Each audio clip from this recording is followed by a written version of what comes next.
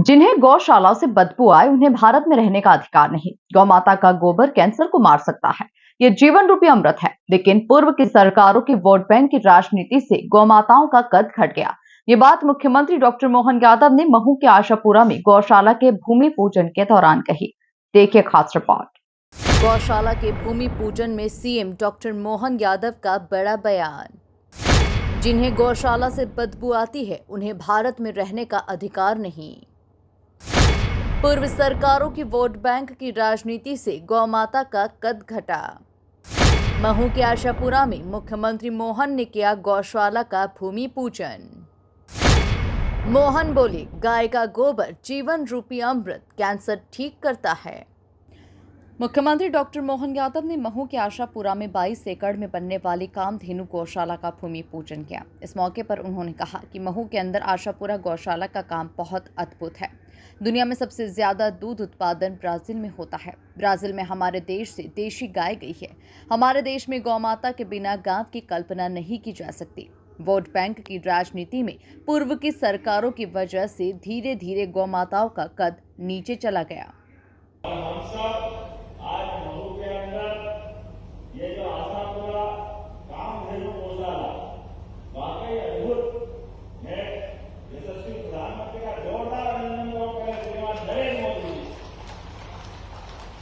बीते कल माननीय नरेंद्र मोदी जी अशोकनगर में आनंदपुर धाम के अंदर इसी प्रकार के आश्रम के अंदर सदगुरु महाराज के आश्रम में आकर के लगातार कोई भी आश्रम में जाओ, हर आश्रम में बाकी कर्म के साथ गौ सेवा का एक संकल्प सदैव युगों युगों से भारत के अंदर जुड़ा हुआ।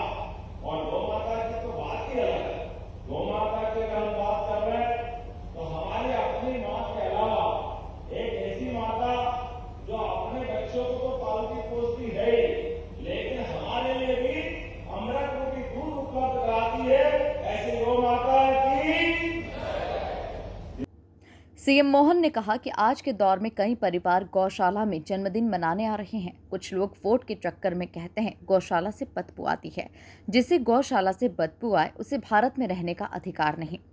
गौ माता का गोबर कैंसर को भी मात देता है, ये जीवन रूपी अमृत है। गौ माता के गोबर और गौमूत्र से कई प्रकार की औषधि बनाई जाती है। और एक नहीं ऐसी कई सारी घटना है, लेकिन काल के प्रवाह में समय के साथ चलते चलते अपने इस देश के अंदर जहां गौ माता के बिना कोई गांवों की कल्पना नहीं कर सकते, शहर की बात नहीं सोच सकते। हमारी संस्कृति तो इतनी धन्य है कि घर में अगर रोटी नहीं बनेगी तो सबसे पहली रोटी गौ माता के लिए गौ घास के देते हैं। कि पवित्र संस्कृति हमारे यहाँ पे मौजूद है। मुझे एक बात की इस भावना के आगे बताने में कोई तकलीफ नहीं है। ये परमात्मा ने हमको अपनी प्रकृति से जुड़ने के नियम बनाए। सबसे आखिरी रोटी कुत्ते की, पहली रोटी गाय माता की, घर के अंदर का सीधा अपने पहले कारण से अपने जो आराध्य हैं उनके पूजा पाठ करने वाले लोग उनको देने का है। लेकिन आज जब ये समय के साथ समय बदला, जो हमारे शहरों के बड़े बड़े जगह सुरक्षित थी, धीरे धीरे वोट बैंक की राजनीति के कारण से पूर्व की सरकारों ने वो सारी की सारी निर्णय पता नहीं क्या क्या कारण से धीरे धीरे करके गौ माताओं का हक नीचे चला गया। बाद में ट्रैक्टर आ गए, पीने के पानी के साथ सिंचाई के संसाधन बढ़ गए, बिजली आ गई। लेकिन इन सबकी मार अगर किसी पर पड़ी है तो हमारी गौ माता पे पड़ी। जाने अनजाने हमसे ये जो गलती हुई है, रासायनिक खादों के उत्पादन के आधार पर कई कारण से अपनी सारी संस्कृति एक अलग दौर में पहुंची है। लेकिन आज बदलते दौर में वापस सबको ध्यान में आ गया कि ये जो हमारे रासायनिक खाद से उत्पन्न होने वाला खाद्यान्न, चाहे गेहूं हो चाहे दूसरी कोई फसल हो, इनके खतरे क्या है। हमारा ये असर गोवंश को भी आया।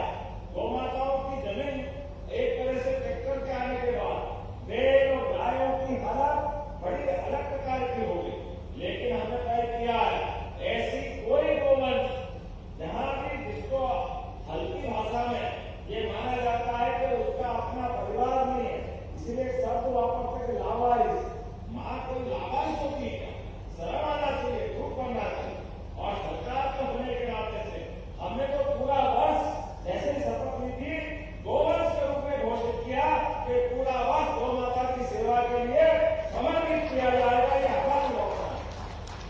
वहीं मीडिया से चर्चा के दौरान डॉक्टर मोहन यादव ने गौशाला के लिए इंदौर नगर को बधाई देते हुए कहा कि सभी नगर निगम बड़ी बड़ी गौशालाएं बनाएं, प्रबंधन के लिए सरकार साथ देगी।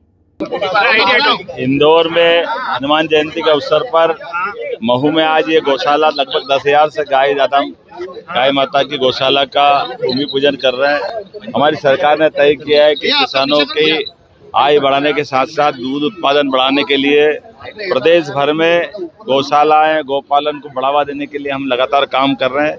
मुझे इस बात की प्रसन्नता नगर निगम इंदौर द्वारा आज 10,000 से ज्यादा गौ माता की गौशाला का आज भूमि पूजन किया जा रहा है। मेरी अपनी ओर से बधाई।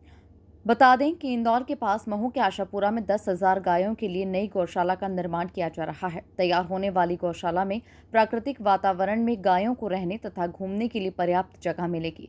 इसके रखरखाव का जिम्मा नगर निगम का होगा, लेकिन इसमें संत समाज का सहयोग भी लिया जाएगा। गौशाला के निर्माण का काम भी नगर निगम के द्वारा किया जाएगा। Bureau report, MP news, Mhow.